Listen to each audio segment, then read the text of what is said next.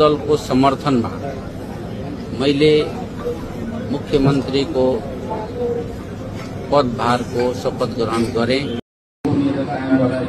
ईमानदारी साथ र आफ्नो कर्तव्यको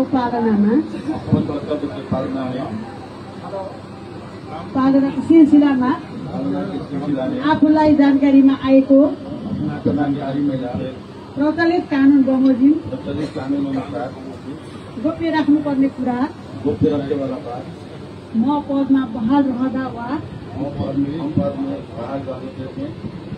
नरहँदा जुनसुकै अवस्थामा पनि प्रचलित कानूनको पालना गर्दा बाहेक अरू अवस्थामा कुनै किसिमबाट पनि अहिले भर्खरै 5 दल प्रदेश में रहेको 6 दलीय गठबंधन अथवा 6 दल को समर्थन में मैले मुख्यमंत्री को पदभार को शपथ ग्रहण करे।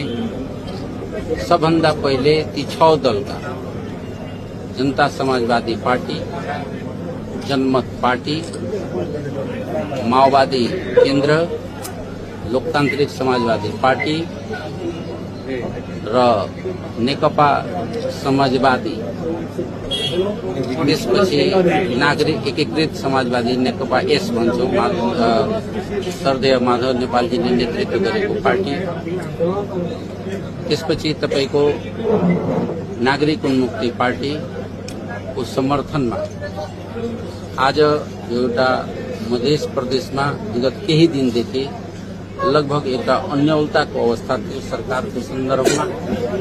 त्यो हिजोको देखिएको प्रक्रिया में आज हामीले त्यसले मूर्ति